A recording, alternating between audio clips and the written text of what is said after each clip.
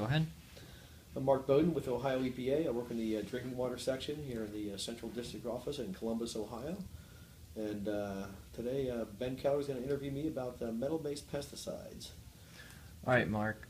What's your first question, Ben? My first question is, what are the benefits and drawbacks of the metal-based pesticides? All right. Well, benefits are they're extremely effective.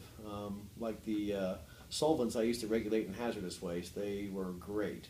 The chlorinated solvents, but they made them go to a citrus-based solvent after a while, which required a lot more work, and they weren't as effective. A lot more elbow grease. Same thing with the pesticides. These metal-based pesticides are outstanding. They kill everything they come in contact with. That's exactly what they were designed to do. They do it very well. However, they do persist in the environment. Probably the biggest drawback, like the chlorinated solvents, they just don't go away, and they continue to kill and impact life. So there's probably a good use for these, but maybe not the current use. It might be better in a lab, perhaps, as far as studying things. But actual environmental use is you got to be really careful. You got to be really careful with these things. All right. Thank you for that. And then, Sure. What would you say the alternatives for the metal-based pesticides would be? One of the things I've liked over the years, although you hate to introduce these guys, they'll introduce predators in some cases. However, every time we seem to introduce a predator, we seem to either kill everything and the predator has nothing left to eat, so you need like a secondary thing for the predator. The predators do very well. Or maybe they bring in a whole new problem. Maybe they, this problem being excavating or clearing out too many of the bad things. Yeah. Sometimes you need a little bit of bad, but yeah, that's one of the more interesting things. But there's always a drawback. Just like the metal-based pesticides, there's drawbacks. There's drawbacks to most of the alternatives. There's biological controls. I know we had a deer population issue here in Columbus recently at a park, and they were shooting some kind of I think it was steroids into them to make them sterile, so they would stop breeding. But of course that is not good for all people. A lot of people don't like that kind of thing, but it was an effective tool for a while to control the population, and they were able to legally do so. And it did work out pretty well from what I understand. There's no long-term effects with that generally if you just stop, shooting them with whatever you may be shooting them with, besides the metal-based pesticide. But there are a number of different controls, and those are probably two pretty cool ones right there. All right. Yeah. That's about all I got. Again, we don't deal a lot with pesticides in my drinking water group, but every now and then we have to run across them a little bit. Yeah.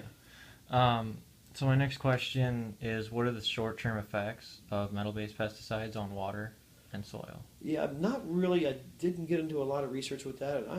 I'll tell you, I'm not sure, but I can tell you this. Probably in very small doses, if you do have it in your water, could be a real problem.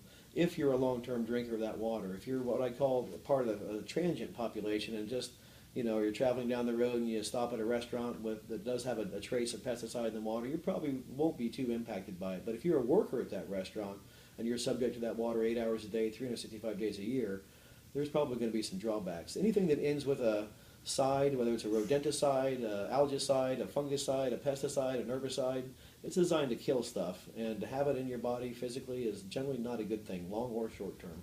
Okay.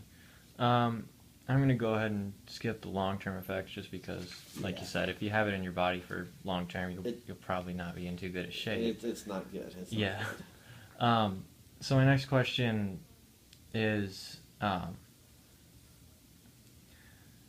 with the damage that they would do, first, is the damage reversible, and if so, how long would it take to reverse it? I'd say in the individual population that are impacted, it might not be very reversible. But I think long term, if it didn't affect reproduction, which it could very well, and in fact in some cases definitely does, I think you'd probably be okay in the long term if you got rid of it. But for the short term, those directly impacted by it are probably going to feel effects for a while. Hopefully their future generations would be obviously lessened by that, assuming the source is gone. Obviously if you continue to apply that source to the new generations, that's going to be problematic too, and maybe even more so for those guys. Yeah. But not good. This stuff is not good. And then the last question is, would you say that metal-based pesticides are worth the risk? I'd say probably not. On the other hand, They don't have a lot of great alternatives right now, and with the population of the world and the amount of food we've got to produce, there might be some valid use for sometimes some amounts. But the current amounts that we're putting in there, getting into things like genetically modified corn, there's a lot of unknowns out there, and a lot of this stuff we won't know for a long time based on lifetime studies how it's going to affect us. It truly takes a lifetime to do a lifetime study. Yeah. And a lot of these pesticides are relatively new. We're a little concerned. I'm concerned with that, and I don't think they're worth the risk. However, we got to kind of counteract that with starving people too. Are we going to still be able to produce enough food for everybody we've got to feed? Yeah. One of the things I can tell you is US EPA was down a couple of years ago at Columbus Southerly Water Plant and was monitoring for pesticides and pharmaceuticals. Some of these things had only been in production for 10, 15 years, relatively new stuff. Columbus had just drilled a new well. It's called a Rainy well. It's not just a pipe in the ground. It's a big, giant caisson, about 22 feet in diameter in the ground. Then down below that are arms, like a spider, also 22 feet out. They actually literally send divers down into there to check it out, to inspect it. These are massive. And they sent a couple of these out under the Scioto River, where all this water is. And they wanted to be classified as groundwater. We classify wells either groundwater or surface water based on the constituents they're pulling in. And most holes in the ground, whether they're small or big, are usually classified as groundwater. But this one we wouldn't classify as groundwater. We made them classified as surface water, which means they have to go through extensive treatment at the treatment plant, very expensive, highly engineered. And the reason was US EPA was finding constituents in the water that had only been in production for 10 or 15 years, including pesticides and pharmaceuticals. So when we find that stuff, what we call young water in your well, we consider that surface water, just like you're pulling straight from the lake, or in this case, straight from the river. Mm-hmm. They were basically pulling, they had a pretty big pump in there, a lot of pumps, and they were basically pulling river water right through the bed of the river into their well with very little cleansing from Mother Nature. And as a result of any amount of these very new pesticides and pharmaceuticals they were testing for, we made them classify that well as surface water, which made them change the whole configuration of the treatment plant down there. Mm-hmm. They had to do a lot more treatment. So, these things are very risky.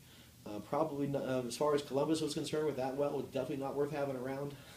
Yeah. It impacted their costs and the taxpayers' costs greatly, so something to be considered. Rough stuff, real rough stuff. Talk to the frogs about how they feel about it. I will. Well, thank you, Mark, for all your time. Welcome, very welcome.